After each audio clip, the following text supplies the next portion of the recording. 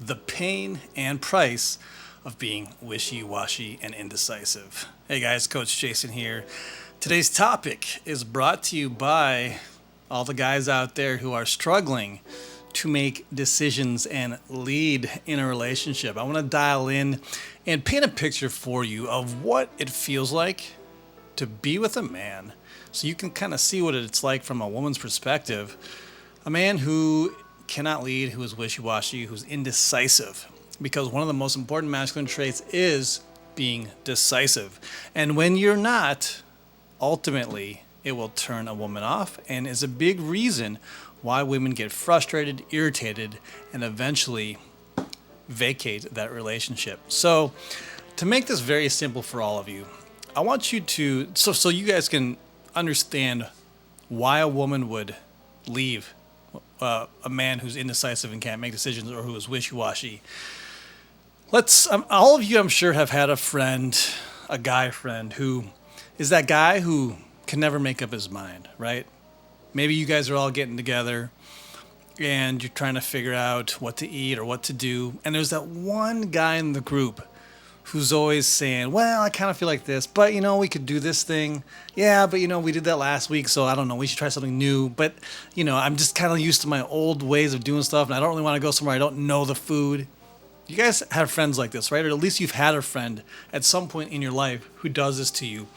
And did you like that feeling that it gave to you, or did it drive you absolutely nuts? I'm going to guess that most of you would say it drives you nuts. Now, that feeling of irritation, okay, this is how women start to feel when they're around you. And what is that feeling? It's a feeling of uneasiness, right? Just think about, like I said, think about that buddy of yours who's just like this. Can't figure out what to wear. What should I wear? Should I wear this? Should I wear that? Oh, let me change my thing. You have that friend. At least I did growing up. I had friends who, every now and then they're that guy who's just cannot get his shit together. He has to get everything just right, or he overthinks it, he overanalyzes it, doesn't take action, just sits there and basically has a little personal meltdown, right? Or he talks just way too long instead of doing something. I mean, in some ways, this is oftentimes when a man is with a woman and she takes forever to decide what to eat, he gets irritated with her, which is why, as men, and as I say, it is your job to be the leader. This is where you step in with that knowledge and you gently lead her to a selection on that menu, okay? Because you come into this knowing this is female nature. You don't necessarily blame her for it. This is how femininity works. It's indecisive. It's wishy-washy, which is, again, why when you as a man are acting that way, that's how it feels to your woman. Now, she has to step up. She has to step in to her masculine, use more of her masculine energy and behave like a man while you're sitting there being wishy-washy and indecisive. So that feeling that you get of just like, will you just hurry up and make up your mind? This is how a woman feels when you do the same thing, okay? So instead, let's say you go to a restaurant. Let's use a perfect example. I always use the restaurant example because this is the most easiest. It comes out most often, I would say.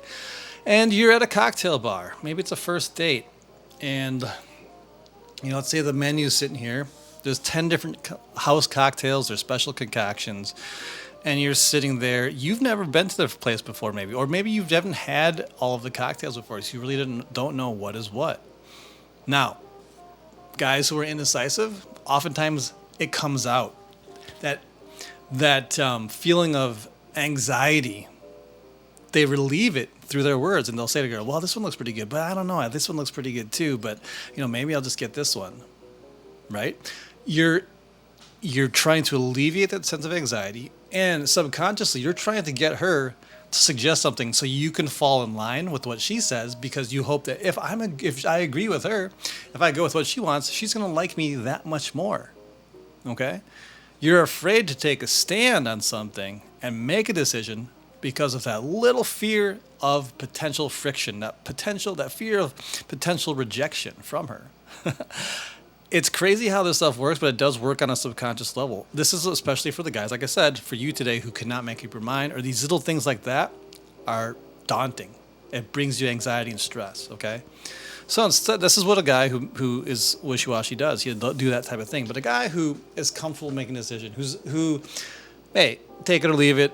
You know, if someone thinks I'm weird for getting this drink, fine, so be it.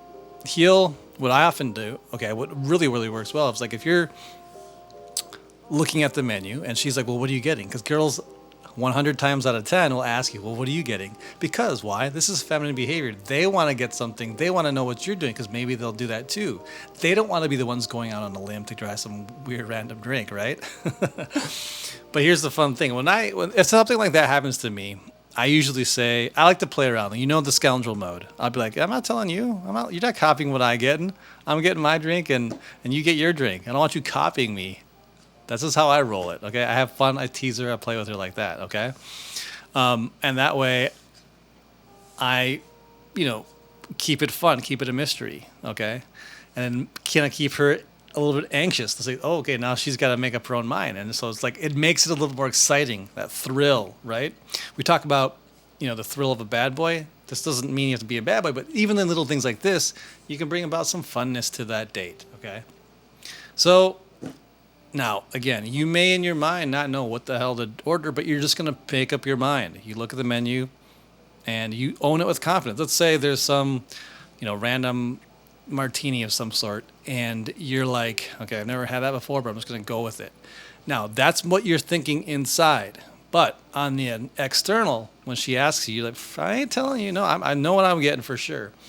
But I'm not telling you because, again, I'm not having you copy me tonight. I want you to try something so I can try something different. Okay, something like that. This is how you respond on the outside. Now, you do this enough times and you get comfortable with it. You get used to it. You have to be able to dial in that level of confidence when it comes to making a decision like that. Okay, so when you don't do that, again, when you're all wishy-washy, at first it's cute. Maybe it's kind of a fun thing. But eventually, as the relationship goes on, it starts to wear and wear and wear, and it gets really unattractive. And a lot of guys, it becomes not just a drink, but a bigger life decision and an even bigger life decision. And all of a sudden now, you can't do a damn thing on your own. You can't make a decision without her approval first.